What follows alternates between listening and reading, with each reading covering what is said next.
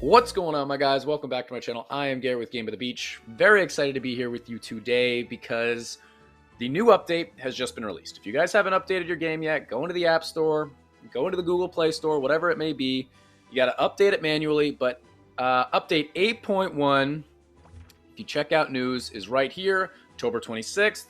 Welcome to update 8.1, and I think with all the different changes, there's a lot of different stuff that they added and changed and things like that. I think you guys are really going to like it. And if you guys like Royale, I know you'll also like Cubic Clash. If you haven't checked it out already, definitely do so. Use code BEACH666. Get yourself a supply chest and get yourself started in that game. But let's check out the balancing changes because, like I said, there's a lot of things that happened in this game.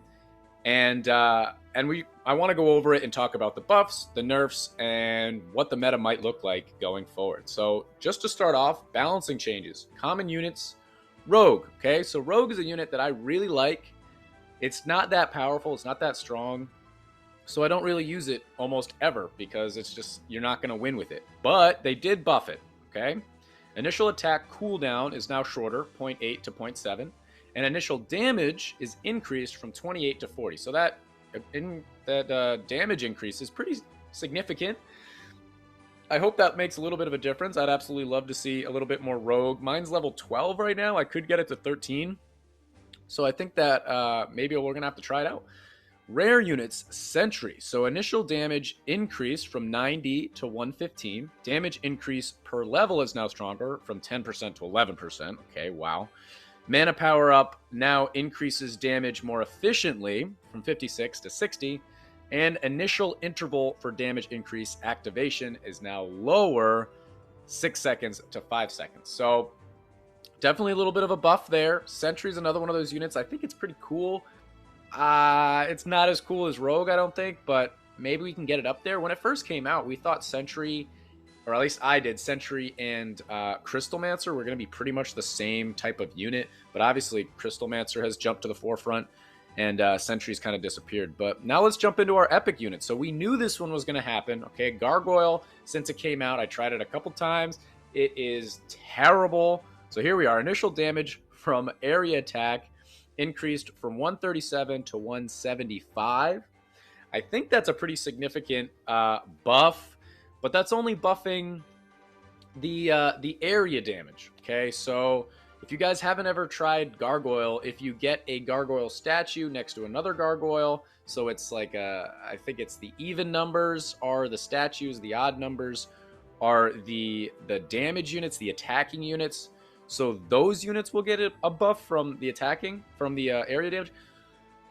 I don't know if that's enough. If you ever go up against a guy running Shaman, your Gargoyle is just going to be so, like, it's just going to be so much trouble to even do anything. And then when you're going up against bosses, if you get hit by Tribunal, if you get hit by Bedlam, if you get hit by any of these things, my God, even Puppeteer, even, Gargoyle is just in so much trouble. But continuing on, Wind Archer, initial damage increased from 30 to 35.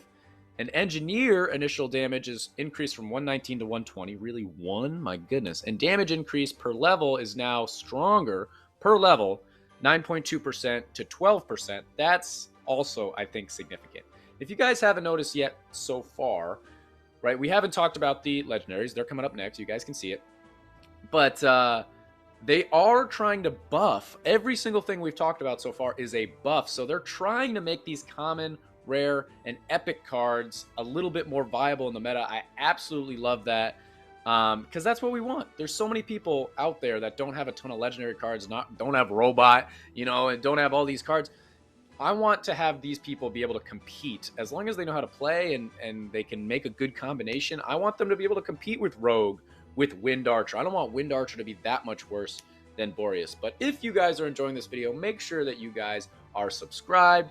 Check out those memberships. Like the video, I did that backwards, but also check out those memberships. Like I said, there's a lot of cool perks that I know you guys will enjoy, including getting yourself your very own Mallard mug.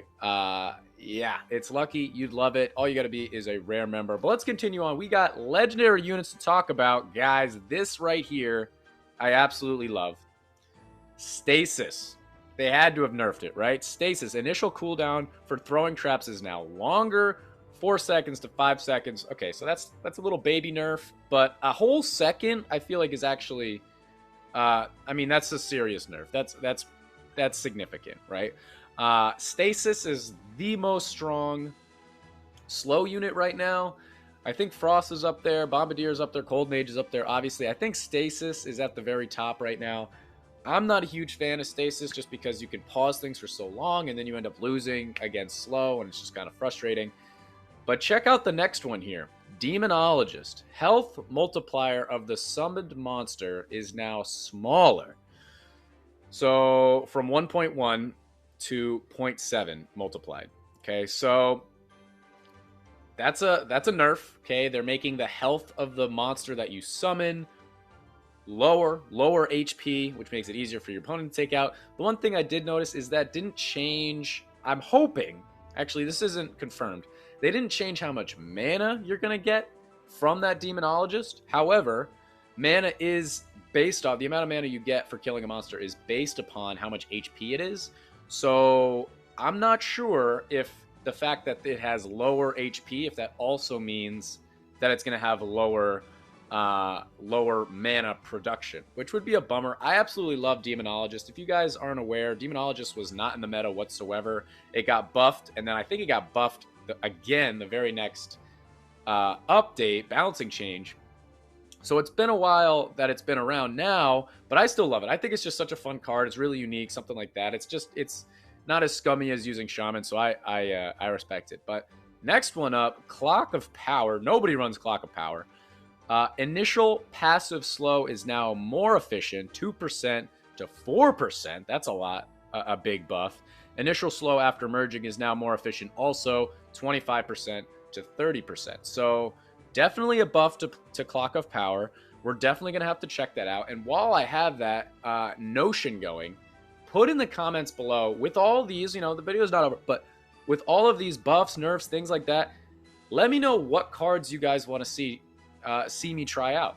Do you want me to try out Rogue? Do you want me to try out Clock of Power? Do you want me to try out the new Gargoyle, the new Engineer? Let me know in the comments what you guys want to see, and we'll try to make that happen. But here we go into Hex. Again, I just have to assume that Hex gets nerfed, which I don't know if I'm gonna like this or not. I see a lot of words under that Hex, and Hex is a really, really fun unit. The only thing is that it doesn't affect bosses whatsoever. So I never really thought that Hex was like taking over the meta. Maybe last meta a little bit. It was a lot of Boreas, Ivy Hex, Crystalmancer, Ivy Hex, Inquiz Hex maybe. But I never really thought Hex was too strong. So let's read on. Instant kill chance from merge rank now grows slower from 75% to 50%. Oof. That's a huge nerf. Okay. Instant kill chance from mana power up now grows slower, 0.5% to 0.25%. An instant kill chance from leveling now grows faster. Oh. From 0.2 to 0.45. So the power up from mana grows slower, but the power up from leveling now grows faster. So that's not merge rank. That's leveling of what card level you have. So that's kind of interesting. So now it's kind of like what happened with Harlequin. The card level is now the most important aspect for Hex for it to continue to leveling up. I think that's what that means. But very interesting. Now, when we came down here, they actually have explanation for each change. So let's just read these out. I'll read them to you. You guys get comfy in your chairs. Let me have some coffee first here. You can just sit back. You can just, it's going to be great. Engineer, Rogue, Wind Archer, and Sentry are damage dealers. They are far less popular than the other units that have similar purchases, which is particularly noticeable at high critical damage values. So we decided to buff them slightly. Yeah, okay, so that makes sense. Engineer, people are using Robot. Rogue, people use, Boreas. Wind Archer use Boreas. Sentry, they use Crystalmancer. Yeah, okay. Stasis and Demonologist are support units that only are quite popular among players. However, at high critical damage values, they are too common and are significantly more effective than other units with similar functions. Besides that, these units work best in late stages of battle. The health of the demonologist monsters reaches very high levels, and having a large number of stasis units is very effective at holding off monsters. When coupled with the slowing from heroes, we decided to slightly nerf these units to bring them down to the level of other support units in order to increase deck variations. I kind of like that little synopsis right there, because basically, to sum that up, they were saying that as the game goes on, let's say you're hitting wave 4, 5, 6, demonologist health is crazy, and you can have a bunch of stasises at high levels that are just freezing everything, which what this does is makes the length of the game go on forever. So nerfing those down now, demonologist isn't going to be crazy at late game. Hopefully we don't notice so much of a nerf early game, because that's when most people are playing. And then I really don't mind the nerf to stasis. I think that's absolutely fine. But last thing here for the explanations is Clock of Power. Clock of Power is a very situational unit that can help you defeat the enemy in the very beginning of the battle, or win by merging. Did I miss a line here? Clock of Power is a very situational unit that can help you defeat the enemy in the very beginning of the battle, or win by merging in a tough situation. When your opponent is on the verge of losing, however, in a calmer game, it has less of an impact. We decided to buff it so this unit can occupy a more worthy place among the other legendary units. I mean, yeah, the fact that it's a legendary unit, nobody plays it. Like, nobody plays it. So it needed a little bit of buff. I don't think that really explained. I mean, they could have just said, hey, people don't play it. We want people to play it. We want it to be at least viable in the meta, and I feel like that makes sense. And then the last thing is try your luck in the random roulette found in the in-game store and get prizes for watching ads.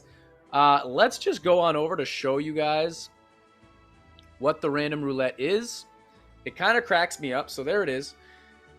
You can see you can get some rare items, you can get some equipment, you can get some cards, you can get some common heroes, you can get some epic epic cards. I feel like they keep on changing ways of how you're going to watch ads. Now they have the victory chest. Now if you have like 3 wins or something, those will count as ads, then you can watch an ad to get a chest. I used the random roulette. I got 120 gold.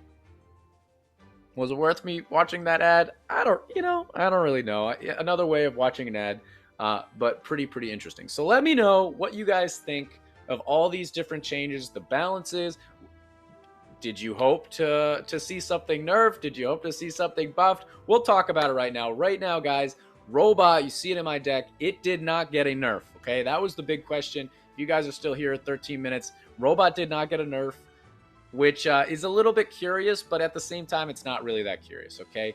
I feel like it's actually been pretty common that the devs put out a new legendary card, and it's pretty weak, in which you'll see a buff right away, like within the first week or so.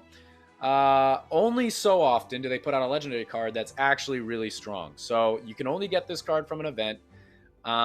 A lot of people went out of their money, out of their way to spend money to get Robot. It would have been a little bit of a backhanded thing if they nerfed it right away. Plus, when it first came out, it was also part of the faction, which made it even stronger. Now it is no longer part of the faction. It's actually an Inquis meta part of the faction, and also a Clock of Power meta part of the faction. So maybe we're going to have to try out some weird combination with Clock of Power and something like that. But yes,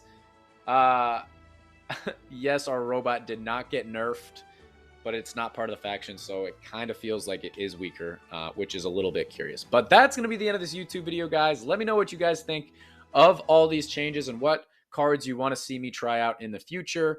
If you guys enjoyed, make sure to like, comment, and subscribe, and I'll check you guys out in tomorrow's video.